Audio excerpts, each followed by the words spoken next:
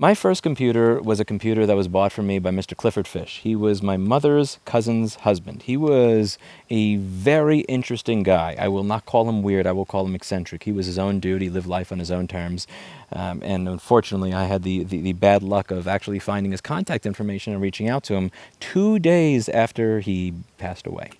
That sucked. He got me my first machine. It was a 286. And this 286 was a unique machine because it came out during a different culture. It came out when you hit the delete key, the file was deleted. When you typed RM and space and then a file name, the file went away. It was actually deleted, which is more than I can say for now, where we don't store our files on our 286. And my 286 was one of the best 286s you could get. Not only did it have a turbo button, it had two 5.25-inch floppies. So when I was using a photo program that had 3 floppy disks, there was a 66% chance that I had enough floppies in there to actually load everything I needed to run my program. This computer was different from modern computers because back in the day, you stored your files on the actual computer that belonged to you. You didn't store it on the manufacturer's computer, which belonged to them. The problem with storing your files on the manufacturer's computer is that funny things happen. Whether we're talking about Google, where somebody was asked by a doctor to send pictures of the rash that their son had, and as a result of it, Google scanned his photos, flagged it for being ext4, for lack of a better way to put it, on a channel that very often gets videos age restricted if I phrase things poorly, and it gets reported to the police, ruining a year of his life. Or we're talking about Apple, where they don't seem to understand the meaning of the word delete, where you hit delete on a photo in your iCloud library, which again, stop calling it the cloud, it's somebody else's computer. And 2 years later, when they update their operating system, funny how this works, their photos show up again after they hit delete. And I just want to make very clear in this video, this is not some sort of conspiracy theory thing. I don't think that Tim Cook is going out of his way to inject code into here so that he could see videos of me having sex with an ex-girlfriend or something like that, that I would prefer to be private. But that's not what this is about. This is most likely some sort of stupid bug somewhere where, it's supposed to sync across 20 servers and it only synced delete across 19 because you're going to have different servers in different parts of the world so things can load faster, you're going to have redundancy, backups, all that. Things happen, and I understand that things happen. The problem here is not that something happens, and nor am I going to go into some tirade about how somebody at Apple is secretly fapping to your photos that you thought you deleted that you didn't. What I care about here is the principle. The principle is that people make mistakes. And what Apple has done for many years, what manufacturers have been doing for many years, is they've been scapegoating independent repair shops and pretending that we make all the mistakes and they don't. What does Apple always say when lobbying against right to repair? What they say is that this is a safety and security issue. This is about data privacy, the customer privacy. You can only trust the manufacturer with your data. We cannot trust these unkempt, dirty, filthy, scoundrel MacBook repair shops and iPhone repair shops that do this work unauthorized.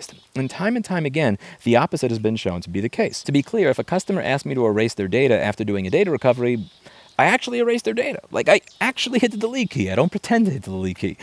I don't look through customer photos. I don't accuse customers of being P-files because they took a picture of their son to communicate with his son's doctor about a medical issue, which, by the way, if the people that actually looked through this photo looked at the context of the fucking email, would have been able to actually recognize immediately. The problem here is that we are consistently accused of what the manufacturer is actually doing. Whether it is intentional or is an accident or a mistake or a bug, I don't care.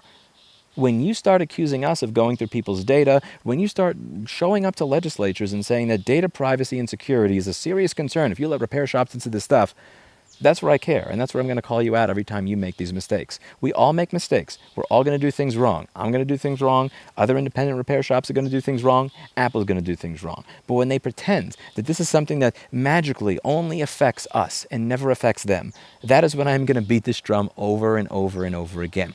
Every single time it comes up as an issue. How fucking dare you, Google, Apple, Microsoft, lobby against people's consumer rights to fix what they own and choose who fixes what they own so that they can actually feel like they own what they own with fear-mongering bullshit. This is the typical standard garbage you read in Saul Alinsky's Rules for Radicals, where you accuse others of what it is you're actually doing yourself. And to be clear, I am not saying that Tim Cook and employees at Apple purposely coded this in maliciously so that they could fap to photos of you fucking your girlfriend that you thought you deleted 5 years ago after you broke up with her.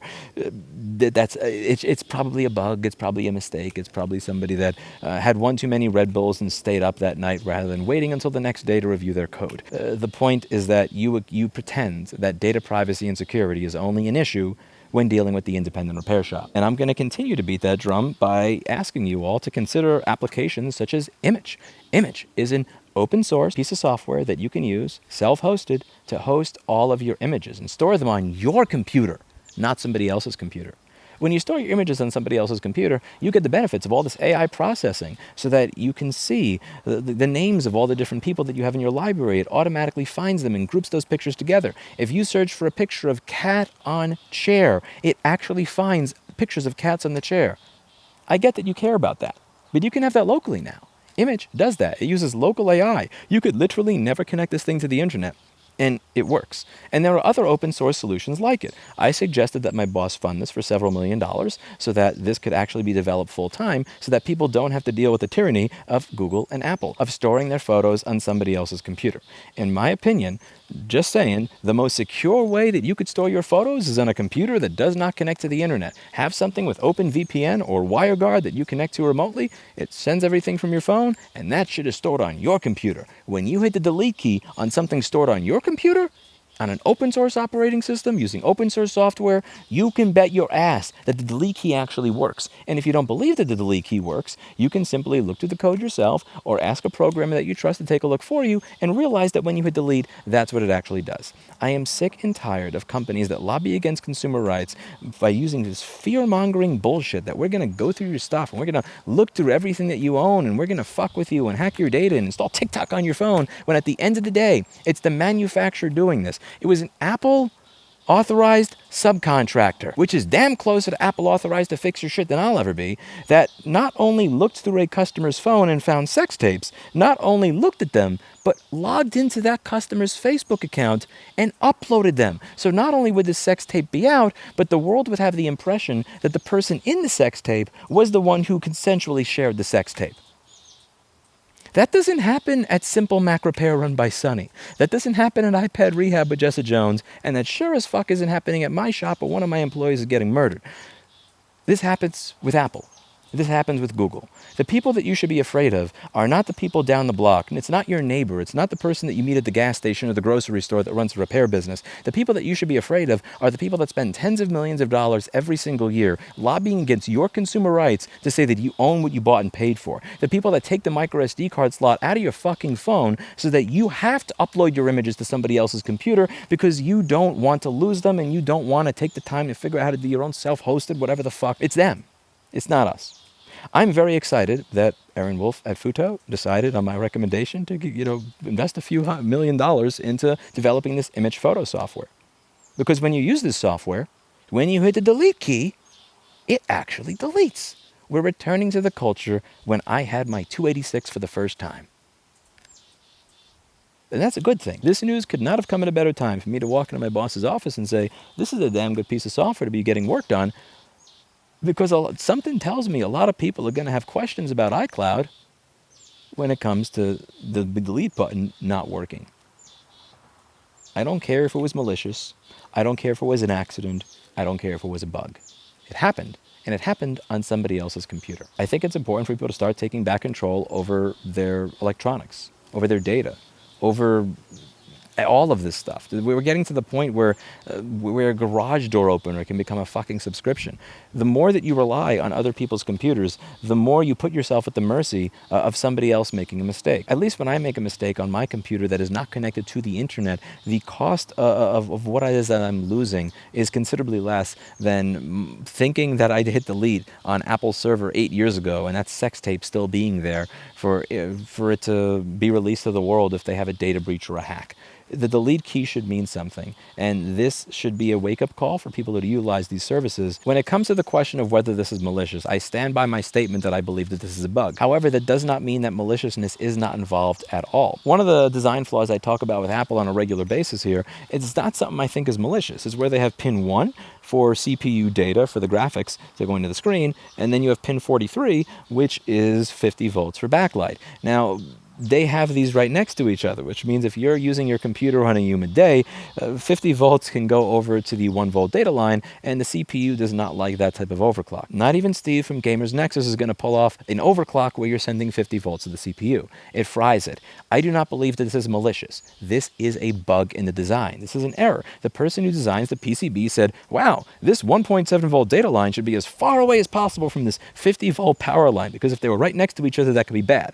And then the person doing the PCB layout, after he has designed the circuit, doesn't understand the context over here. So he says, okay, let's make a square connector. So pin 1, 2, 3, 4, 5, 6, 7, 20, 34, 43, pin what? The person designing the circuit wanted pin 1 to be as far away from pin 43 as possible, and the person doing the PCB layout just... you can watch the videos on it. That's not the malicious part. The malicious part is when they don't fix it. This bug was in 2016, 2017, 2018, 2019, and by 2019 there were at least 100 videos on the internet with millions upon millions of views of people getting their computers just fried from this design flaw and needing new motherboards altogether. And in 2020, the same thing was there. The malicious part is not them creating an evil design so that you have to buy a new one. The malicious part is when you point out how this issue affects hundreds of thousands of people. Radio silence. They don't say anything at all. And 2020 comes along and they keep producing computers with the same design flaw that continues to screw users in the same way when they're used in a humid environment, not even if there's a water spill. Here a similar pattern plays out. The bug itself, I don't believe is malicious. But why is there radio silence from Apple? Why haven't I heard a peep from Apple on how this occurred, how they're going to keep this from happening again, what it is that causes to occur, and how you can prevent it from happening in the future? A mea culpa, and I'm sorry, a my bad. This is something I've said many times, whether it's relationships, or business. Virtually anything can be forgiven.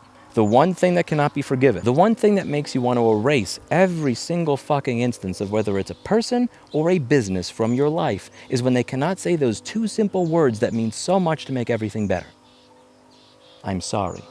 It also motivates you to find people who do.